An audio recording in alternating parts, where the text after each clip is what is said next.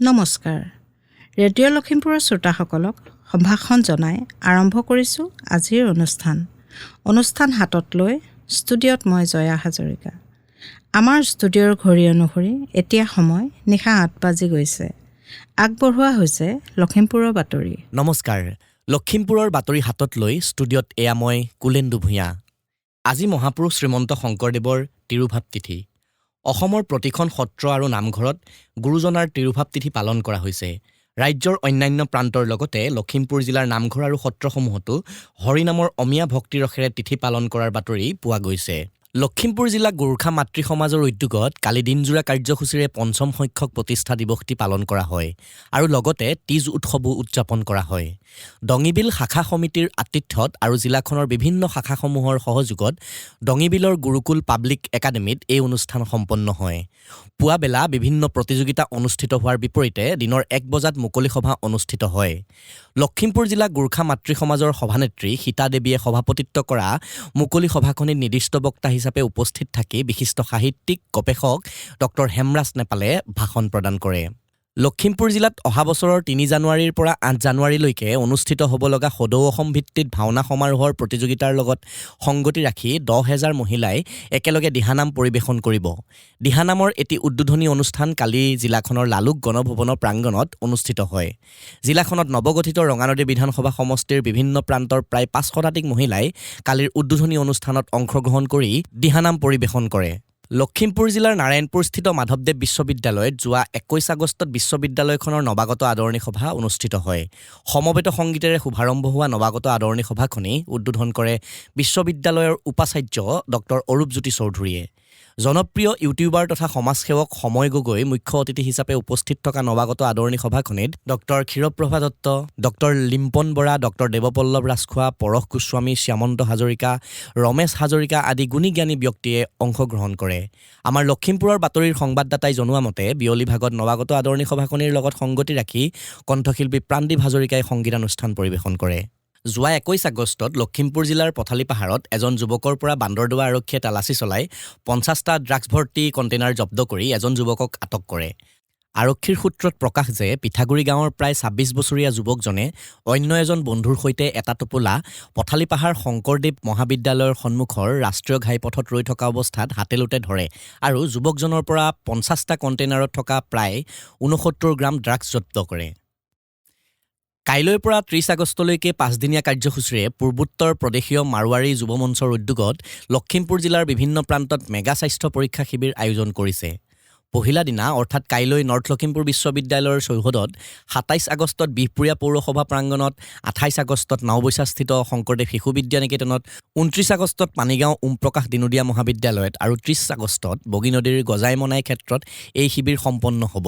জিলাখনৰ বিভিন্ন প্ৰান্তত সুকীয়া সুকীয়াকৈ আয়োজন কৰা এই স্বাস্থ্য পৰীক্ষা শিবিৰত দাঁত, বিভিন্ন ৰোগৰ পৰীক্ষা, চকু, এক্স-ৰে, ইচিজি, জেনেৰেল অপিডি, নাক, কাণ, ডিঙি আদিৰ পৰীক্ষা সামৰি লোৱা হৈছে। ইপিনে অহা ২৭ আগষ্টত লখিমপুৰ জিলাৰ পশ্চিম তেলাহী গাঁও পঞ্চায়তৰ অন্তৰ্গত এজাৰগুৰি গাঁৱৰ প্ৰাথমিক বিদ্যালয়ত পশ্চিম তেলাহী উন্নয়ন মঞ্চ নামৰ এটি স্বেচ্ছাসেৱী অনুষ্ঠানৰ সহযোগত ডিব্ৰুগড়স্থিত লায়ন্স কে চহৰীয়া আই হস্পিটেলে বিনামূলীয়া চক্ষু পৰীক্ষা শিবিৰৰ আয়োজন কৰিছে। লখিমপুৰৰ বাতৰিৰ সংবাদদাতাই জনোৱা মতে এই চিকিৎসা শিবিৰটিত চকু পৰীক্ষণত কেটেৰেক্ট ধৰা পৰা সকলক পৰীক্ষণ ঠাইৰ পৰাই লগে লগে উন্নত চিকিৎসাৰ বাবে ডিব্ৰুগড়লৈ লৈ যোৱা হ'ব। এই চকু পৰীক্ষণৰ বাবে যোৱা প্ৰত্যেককে লগত আধাৰ কাৰ্ড, ভোটাৰ কাৰ্ডৰ দৰে ফটো পৰিচয় পত্ৰ লৈ যাবলৈ পশ্চিম তেলাহী উন্নয়ন মঞ্চই অনুৰোধ জনাইছে। লখিমপুৰ জিলাৰ নাৰায়ণপুৰ ৰাজহ চক্ৰৰ অন্তৰ্গত বৰবালিত দুদিনীয়া কাৰ্যসূচীৰে অলপতে ললিত চন্দ্ৰ শইকীয়া আৰু বিষ্ণু বৰা সোঁৱৰণী এখন দিবানৈশ কেৰম প্ৰতিযোগিতা অনুষ্ঠিত হয়। লখিমপুৰ আৰু বিশ্বনাথ জিলাৰ ৬০গৰাকী প্ৰতিযোগীয়ে অংশগ্ৰহণ কৰা এই কেৰম প্ৰতিযোগিতাখনিত গহপুৰৰ প্ৰাঞ্জল ভৰালী আৰু গৌতম দেউৰী চূড়ান্ত বিজয়ী হোৱাৰ বিপৰীতে বৰবালিৰ ভাস্কৰ বৰা আৰু ধনমণি দত্ত ৰানাৰ্ছ আপ হয়। শ্ৰোতাসকলক জনাওঁ যে আমাৰ লখিমপুৰৰ বাতৰি একে নামেৰে থকা ইউটিউব চেনেল আৰু ফেচবুক পেজ ৰেডিঅ' লখিমপুৰৰ জৰিয়তে শুনিব পাৰিব। নিয়মীয়াকৈ বাতৰিসমূহ শুনি থাকিবলৈ ফেচবুক পেজটি ফ'ল' আৰু ইউটিউব চেনেলটি ছাবস্ক্ৰাইব কৰিব। আমাৰ আজিৰ নিশাৰ লখিমপুৰৰ বাতৰি ইমানতে অন্ত পৰিল। পৰৱৰ্তী বাতৰি প্ৰচাৰ হ'ব কাইলৈ নিশা ৮ বজাত। নমস্কাৰ। শ্ৰোতাসকলে ইমান পৰে লখিমপুৰৰ বাতৰি শুনিলে। এয়া ৰেডিঅ' লখিমপুৰ। আৰম্ভ কৰা হৈছে শিল্পীৰ পৃথিৱী। শিল্পীৰ পৃথিৱী অনুষ্ঠানত নাট্য তথা চলচ্চিত্ৰ জগতৰ প্ৰবীণ অভিনয় শিল্পী পৰেশ বৰাৰ সৈতে হোৱা কথোপকথনৰ আজি 6ষ্ঠ খণ্ড আগবঢ়োৱা হৈছে। তেখেতৰ সৈতে আলাপ কৰিছে মিণ্টু শইকীয়াই। আহকচোন আমি অনুষ্ঠানটিৰ মাজলৈ আগবাঢ়োঁ। শ্ৰোতাসকলক নমস্কাৰ জনাই শিল্পীৰ পৃথিৱীৰ অন্য এটা খণ্ড হাতত লৈ উপস্থিত হৈছোহি। আমি যোৱা 5টা খণ্ডত লগ পাইছোঁ লখিমপুৰ তথা অসমৰ এগৰাকী প্ৰখ্যাত অভিনেতা তথা পৰিচালক। চলচ্চিত্ৰ জগততো তেখেতৰ যথেষ্ট দখল আছিল। সমান্তৰালভাৱে নাটক আৰু চলচ্চিত্ৰৰ ক্ষেত্ৰখনত অসমলৈ যথেষ্ট বৰণীয় অৱদান আগবঢ়ালে। তেখেত হৈছে শ্ৰদ্ধাৰ শ্ৰীযুত পৰেশ বৰা ছাৰ। ছাৰ, 6ষ্ঠ খণ্ডলৈ পুনৰ আপোনাক স্বাগতম জনাইছোঁ। ধন্যবাদ ছাৰ। যোৱা খণ্ডকেইটাত আপোনাৰ শৈশৱৰ কথা ক'লে, শিক্ষকতা জীৱনৰ কিছু কথা ক'লে। তাৰ পৰৱৰ্তী সময়ত যিখন চিনেমা আপোনালোকৰ প্ৰগতি চিনে প্ৰডাকশ্যনৰ তৰফৰ পৰা কৰিল, উপজা সোণৰ মাটি, সেই চিনেমাখনৰ শিল্পীৰ সন্ধানত কলৈ কলৈ গৈছিল সেইখিনি কথা ক'লে। লগতে পৰিচালনাৰ ক্ষেত্ৰত বা চিত্ৰনাট্য এই গোটেই কথাখিনি ক'লে। ছাৰ, সেই সময়ত লখিমপুৰ জিলাৰ এই চিনেমাখন নিৰ্মাণৰ কথাটো যেতিয়া আহিছিল, তেতিয়া এই অৰ্থনৈতিক দিশটো আপোনালোকে কেনেকৈ চম্ভালিছিল? সেইটো বৰ ডাঙৰ কথা ক'লা। এইটো আমি আগতে কৈছোঁ যে আমি প্ৰগতি চিনে প্ৰডাকশ্যন নামেৰে এটা পাব্লিক লিমিটেড কোম্পানী কৰিছিলোঁ। এতিয়া আমি চিন্তা কৰিছিলোঁ যে ৰাইজৰ পৰা মানুহৰ পইচাটো নিদিয়ে, পাম ক'ত? গতিকে আমি প্ৰাইভেট নকৰি পেলাই পাব্লিক লিমিটেড কৰিলোঁ। ভুল আমাৰ সেইটোৱে হ'ল। আমি কৰিব লাগিছিলে প্ৰাইভেট লিমিটেড কোম্পানী, কিন্তু কৰিলোঁ পাব্লিক লিমিটেড কোম্পানী কৰিলোঁ। তথাপিতো আমি অসমৰ বিভিন্ন এজনৰ মানুহৰ পৰা লখিমপুৰ পৰা পানীগাঁও, লখিমপুৰ পৰা আদি কৰি যোৰহাট, ডিব্ৰুগড় গোটেই অঞ্চলটোত ঘূৰি গাড়ী লৈ ঘূৰি গৈ 100 টকা আমি হেৰি কৰিছিলোঁ। বৰঙণি তোলাৰ দৰে তুলিছিল। বৰঙণি নহয়, এইটো কোম্পানী মানে শ্বেয়াৰ চাৰ্টিফিকেট বেচিছিলোঁ। 100 টকীয়া শ্বেয়াৰ চাৰ্টিফিকেট বেচিছিলোঁ। আৰু সেই শ্বেয়াৰ চাৰ্টিফিকেট বেছি আমি হেৰি কৰিলোঁ, চিনেমাখন আৰম্ভ কৰিছিলোঁ। কিন্তু সেই শ্বেয়াৰ যিটো হ'ল, সেইটো আমি শ্বেয়াৰ পাইছিলোঁ মাত্ৰ এৰাউণ্ড 1 লাখ মান টকা পাইছিলোঁ দেই। হেৰি হিচাপ আছে বাৰু। সেইটোৱে আমাৰ যথেষ্ট নহয়। সেই সময়ত আমাৰ উপজা সমাধিখন খৰচ কৰোঁতে 1,49,000 টকা আমাৰ খৰচ হৈছিলে। 1,49,000 টকা খৰচ হৈছিলে।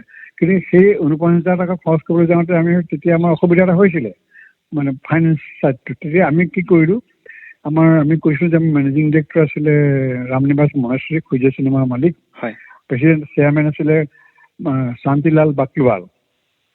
এই দুজনকে আমি ক'লোঁ কথাটো এনেকুৱা কথা হ'ল, এইটো 24খন আমি নৱেম্বৰতে কমপ্লিট কৰিব, তোমালোকে কি কৰিব পাৰিবা? মেনেজিং ডিৰেক্টৰ ৰামনিবাস মহেশ্বৰীয়ে ক'লে, ঠিক আছে, এই বাকী পইচাটো মই যোগাৰ কৰি দিম। এইবোৰ তেওঁলোকৰ পৰা পইচা লৈ পেলাই আমি হেৰি কৰিলোঁ, এই ছবিখন সম্পূৰ্ণ কৰিলোঁ। ৰামনিবাস বাকলিৱালেও সহায় কৰিলে, আৰু ৰামনিবাস মহেশ্বৰী মেনেজিং ডিৰেক্টৰ আমাৰ কোম্পানীৰ, তেওঁ সহায় কৰি দিলে। আমি তেনেকৈ ছবিখন নিৰ্মাণ কৰিলোঁ। হয় ছাৰ, সেই সময়খিনিত এই সম্পাদনাৰ কাম হওক বা শব্দগ্ৰহণ, শ্বুটিং, এই কথাবিলাক বৰ বেছি সুবিধাজনক আছিল নে আপোনালোকৰ সন্মুখত প্ৰত্যাহ্বান হিচাপে থিয় দিছিল? কেনেকৈ ক'ত হৈছিল কওকচোন ছাৰ। একেবাৰে মানে অতি প্ৰত্যাহ্বান আছিলে সেই সময়ত। শব্দটো মানে তেতিয়াতো হেৰি নাই। আমাৰ ব্ৰজেন বৰুৱাদেৱে এটা কাম কৰিছিলে, তেওঁ এটা হেৰি আছিলে টেপ ৰেকৰ্ডাৰ। টেপ ৰেকৰ্ডাৰটো নিজে এনে এটা বুদ্ধি কৰি বনাই লৈছিলে যে সেইটোতে শব্দ গ্ৰহণ কৰিছিলে সেইটোৱে। আৰু সেইটোৱে লৈ পেলাই কলিকতাত গৈ ফিল্ম চাৰ্ভিচত ৰি-ৰেকৰ্ডিং সেইটোৱে কৰা হৈছিলে। আৰু শব্দ গ্ৰহণ সেই তেওঁ ব্ৰজেন বৰুৱাই নতুন পদ্ধতিৰে নিজে উলিয়াই সেই কামটো কৰিছিলে। আৰু এই শব্দ গ্ৰহণ কৰিছিলে সতীশ চৌহান বুলি। এতিয়াও সেই জীৱিত যে তেওঁ মানুহজন এতিয়াও জীয়াই আছে, সতীশ চৌহান। এডিটিং হৈছিলে ফিল্ম চাৰ্ভিচ কলিকতা টালিগঞ্জৰ ডক্টৰ ভূপেন হাজৰিকাৰ ঘৰৰ ওচৰতে ফিল্ম চাৰ্ভিচটো আছিলে। কিছুমান টেকনিক মানে নিজাববীয়াকে সেই সময়ত কৰি লৈছিল। হেৰিয়ে ব্ৰজেন বৰুৱাদেৱে নিজৰ উদ্ভাৱনৰ সৈতে তেওঁ এই কামখিনি কৰি লৈছিলে। আৰু কেমেৰাটো আহিছিলে কলিকতাৰ পৰা। মানুহজন কলিকতা আছিলে, কিন্তু আমি অসমখন জ্যোতিষিত্ৰমানৰ পৰা অনা হৈছিলে হেৰিটো অলপ দিনৰ কাৰণে। তেতিয়া ৰেটটো খুব কম বেছি নাছিলে বাৰু, কিন্তু সেইটো আকৌ অন্যলৈ নিবলগীয়া হোৱাৰ কাৰণে আমি কলিকতাৰ পৰা আনিবলগীয়া হৈছিলে কেমেৰাটো। কেমেৰামেনটো আমাৰ নলিন ৰয়ে কৰিছিলে কেমেৰা। ছাৰ এই যে কেইবাটাও দশক পূৰ্বে যিখিনি সময়ত চিনেমা নিৰ্মাণ কৰিবলৈ মানুহে সাহসী কৰিব পৰা নাছিল, তেনে সময়ত পানীগাঁৱৰ পৰা এই চিনেমাখন কৰিছিল। এই কথাখিনি ছাৰ আজিৰ তাৰিখত বা বৰ্তমান সময়ত যেতিয়া ৰোমন্থন কৰিবলৈ পায় বা সাংঘাতিক। এতিয়া আমি সেইদিনা ভাইমনখন চালো, ভাইমন। হয়, ভাইমন ছবিখন যে মঞ্জুলা বৰুৱাৰ, মঞ্জুলা মই যিজন ভাই বোনৰ ঘৈণীয়েক মঞ্জুলা বৰুৱা, তাৰ পৰা আমাৰ প্ৰগতি চিনে প্ৰডাকশ্যনৰ উপজাকৰ্মতে তাই হেৰি আছিলে, অভিনেত্ৰী হিচাপে অভিনেত্ৰী কিতাপ লাভ কৰিছিল। ছেকেণ্ড আছিলে, তাইৰ নাম অনুৰাধা আছিলে, কিন্তু শেষত তাইৰ নাম আচল নামটো হ'ল মঞ্জুলা বৰুৱা। আৰু ভাইমনৰ বিয়া পঢ়োতে তাই মঞ্জুলা বৰুৱা হিচাপে বিয়া হেৰি হৈছে। এতিয়াও তাই জীৱিত আছে, খুব ভাল, আমাৰ লগত খুব এতিয়াও টাচত আছে। যথেষ্ট কষ্ট কৰিবলগীয়া হৈছিলে। মানে শিল্পী বা বাছনিত আমাৰ অইন লেডিজৰ আমাৰ হিৰইন মীনা দাসৰ বাদ দি বাকীবিলাকত আমাৰ কষ্ট হোৱা নাছিলে। কাৰণ প্ৰশান্ত হাজৰিকা, ঘৰুৱা, বিজু ফুকন মোৰ নিজৰ লগৰ, তেওঁলোক চব সুন্দৰভাৱে তেওঁলোকে আমাক সহযোগ কৰিছিলে। প্ৰব্লেম হৈছিলে আমাৰ নায়িকা বিচাৰি, তাৰ শেষত গৈ নায়িকা পোৱা হ'লগৈ আৰু। ছাৰ ধন্যবাদ। ছাৰ সময়ে যিহেতু আমাক ইংগিত দিছে আজি খণ্ডৰ পৰা বিদায় লোৱাৰ, ছাৰ আজি ষষ্ঠ খণ্ডটি ইমানতে সামৰণি মাৰিছোঁ। সপ্তম খণ্ড অৰ্থাৎ কাইলৈ অন্য এটা খণ্ডত পুনৰ আপোনাৰ সৈতে ছাৰ আলাপ কৰিম। শ্ৰোতাসকলে ইমান পৰে শিল্পীৰ পৃথিৱী শিতানত নাট্য তথা চলচ্চিত্ৰ জগতৰ প্ৰবীণ অভিনয় শিল্পী পৰেশ বৰাৰ সৈতে হোৱা কথোপকথনৰ ষষ্ঠ খণ্ডতে শুনিলে। তেখেতৰ সৈতে আলাপ কৰিলে মিণ্টু শইকীয়াই আৰু সম্পাদনাত আছিল ৰুবুল হাজৰিকা। কথোপকথনটিৰ সপ্তম খণ্ডটি প্ৰচাৰ কৰা হ'ব কাইলৈয়ে একে সময়তে। এয়া ৰেডিঅ' লখিমপুৰ। এতিয়া আগবঢ়োৱা হৈছে কাব্যকুঞ্জ। কবিতা পাঠৰ অনুষ্ঠানটিত আজি আগবঢ়োৱা হৈছে কবি ৰঞ্জিত কাকতিৰ কেইটামান স্বৰচিত কবিতা পাঠ। প্ৰথম কবিতাৰ শিৰোনাম সপোন। যান্ত্ৰিকতাৰ জান্তৱ পদাঘাতত ধৰাশায়ী আশুৰ্যোদয়াস্ত। গহীন আন্ধাৰবোৰ ৰঙীন হয় কাৰোবাৰ বাবে ক্ৰমে ক্ৰমে। কংক্ৰিটৰ প্ৰাচীৰ ভেদি উফৰি আহে দুৰুল খোৱা জিভাৰ নিৰ্লজ্জ অসংলগ্ন আস্ফালন। উইচিৰিঙাৰ মাতত কঁপে নিজান নিশাৰ নীৰৱ ক্ৰন্দন। তেতেলী চিৰা যেন বাঁহৰ কামিৰ হেতেলিত সূৰুজৰ খোজত খোজ মিলাই জীৱনৰ মৰিচিকা খেদা বিপন্ন মনৰ অৱসন্ন দেহ। সোণৰ কুটিল মায়া মৃগ হৈ দিঠকৰ দুৰ্নিবাৰ বাসনাবোৰে ধৰা দিয়ে চিলমিল টোপনিৰ জিলমিল সপোনত। মায়া মুগ্ধ অৱচেতন চেতনাই দুহাত মেলি দেও দিয়ে তাৰ পম খেদি ঠিকনা বিচাৰি ক্ৰমে ভূমিৰ পৰা ভূমালৈ, আকাশৰ পৰা মহাকাশলৈ। কিন্তু সৰণি হেৰুৱাই ভূ লুণ্ঠিত হয় সেই বঞ্চিত সত্তা হেতেলি তলৰ জেকা মাটিত। মুখত মকৰা জাল, নাকত ভেকুৰা গোন্ধ। প্ৰতি 5 কুৰিৰ ভিতৰতে 4 কুৰি জনেই এনেদৰে সপোনতে সন্ধান কৰোঁ মায়াবী স্বৰ্ণমৃগ, স্বৰ্গপৰীৰ যাদুদণ্ড। মুখৰ মকৰা জাল, নাকৰ ভেকুৰা গোন্ধে সোঁৱৰাই মাথোন ডেউকা ভগাৰ যন্ত্ৰণা, অপ্ৰাপ্তিৰ কৰুণ বেদনা। শিলাবৃষ্টিয়ে শ্ৰীলে কৰা কলপাত কপাৰ দৰে কঁপি উঠে হৃদয়। বেৰৰ জলঙাৰে নিবদ্ধ হয় নিৰ্মেঘ আকাশত নিৰ্নিমেষ দৃষ্টি। ভাৱ হয় আহে যদি আহকচোন, হিয়াখাত পেলোৱা এজাকে শীতল বৃষ্টি। মাটিৰ ৰসেৰেই পৃথিৱীময় কৰি তোলো আমাৰ দেহ, গছ আৰু নদীৰ মহিমাৰে কৰ্ষণ কৰোঁ আমাৰ মন। তেতিয়া হয়তো খৰাং হৃদয়ৰ পথাৰখন আঘোণ আঘোণ গোন্ধাব, লঠঙা বুকুৰ বাগিচাত বসন্ত ফুলিব। দ্বিতীয় কবিতা, শিৰোনাম সময়। আদি সময়, অনাদি সময়, ঘূৰণ সময়, উৰণ সময়। সময়ৰ ডেউকা পিন্ধি সময় উৰে, সময়ৰ নৌকাত সময়েই তৰে সময়ৰ পাল। সময়ৰ গৰ্ভত নিষেচিত হয় সময়ৰ ভ্ৰূণ, সময়ৰ কোলাত উপজে সময়ৰ সন্তান। স্ৰোতস্বিনী সময়, তেজস্বিনী সময়, সময় মায়াবিনী, সময় তাণ্ডবিনী, তৃষ্ণাটোৰ সময়, ক্ষুধাটোৰ সময়, চালক সময়, পালক সময়, চিন্তক সময়, নিয়ন্তক সময়, সময় দিবাকৰ, সময় নিশাকৰ, সময় স্থপতি, সময় ভাস্কৰ, সময় খনিকৰ, সময় চিত্ৰকৰ, সময়ৰ তুলিকাতে সময়ে আঁকে সময়ৰ ছবি। সময় অনন্ত, সময় দুৰন্ত, সময় কথক, সময় নৰ্তক, সময়ৰ চোতালতে সময়ে নাচে সময়ৰ লাস্য আৰু তাণ্ডৱ নৃত্য। সময় সমুজ্জ্বল, সময় নিৰুদ্বেগ, সময় ৰঙীন, সময় কঠিন, সময় সেউজীয়া, সময় মোহনীয়া, সময় ধাৰক, সময় বাহক, সময়ে জীপাল কৰে বিশ্বাস, সময়ৰ শানত ধাৰাল হয় অবিশ্বাস। সময় স্ৰষ্টা, সময় দ্ৰষ্টা, সময় দাতা, সময় বিধাতা, সময়ে জীৱনৰ অতুল্য অমৃত, সময়ৰ ছন্দহীনতাত সময়েই প্ৰাণহীন জীৱনৰ ভাবাতীত সীমনা। সময়ৰ দাপোণত প্ৰতিবিম্বিত হয় সময়, সময়ৰ পৃষ্ঠাতেই সময়ে লিখে সময়ৰ ইতিহাস, ধ্বংস আৰু পাতনিৰ। তৃতীয় কবিতা, শিৰোনাম শিৰত গজা সুৰুজ। আকাংক্ষাৰ চিৰন্তন নদীখনেদি নামি আহে এটা সপোনৰ সুৰুজ, গজি থাকে আমাৰ শিৰাত।